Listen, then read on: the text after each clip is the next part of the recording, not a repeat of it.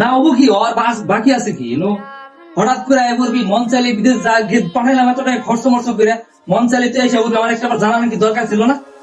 ভাই 13 বছর পরে বাড়িতে এলাম আর তুমি বলছো হঠাৎ করে মন চেয়ে করলাম, কেমন কথা গো ভাই?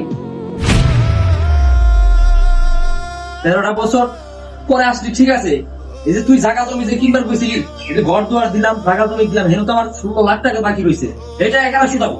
আজকে যে তুই আইয়া বললি, কালকে তুমি এসে আমার চাপ দিব।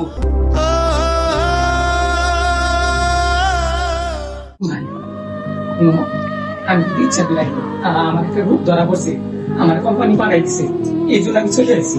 আমি ইচ্ছা করে আসিনি, আমি যদি জানতাম তোমার এত টাকা ঋণ আছে তাহলে আমি শত কষ্ট করে ওইখানে থাকতাম। ঠিক আছে ভাই, আমি আর কিছুটা দিন বাড়িতে থাকি, একটু সুস্থ হই, তারপরে না হয় আমি চলে যাবো।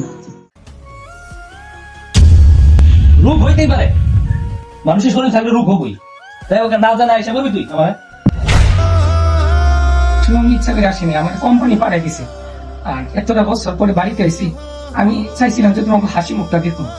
আর এত টাকা ঋণ আসলে আমি জানতাম না, যদি জানতাম আমি না হয় আরো 20 বছর থাকি আইতাম। আচ্ছা ঠিক আছে ভাই, আমি আর কি বলবো তোমাকে, আমার 2 লাখ টাকা দাও, আমি চিকিৎসা হই, তারপরে না চলে যাবো। আবার ঠিক আছে, সব ঋণ আমি শোধ করে দিন ভাই। কি টাকা দিব তোরে? তুই আইয়া বলি না জানাই আমার কি গাছের গোড়া নাকি যাই দিলি পরে?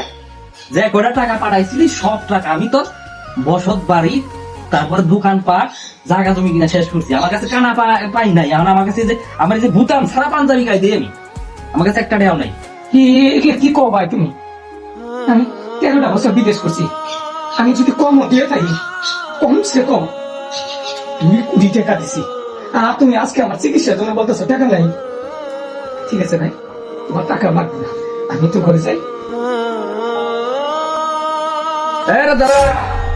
তুই যাস একটু এই যে ব্যাগটা রাখি। না না না, ঘরে যে সবাই এনে ঘরে, ছেলে মেয়ে সবাই তোর ভাবি, এক ঘরে কেমনে থাকবো না? এনে বল।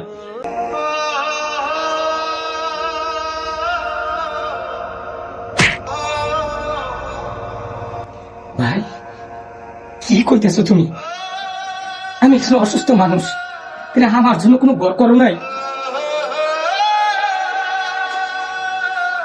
কেমন কথা কইলা তুমি?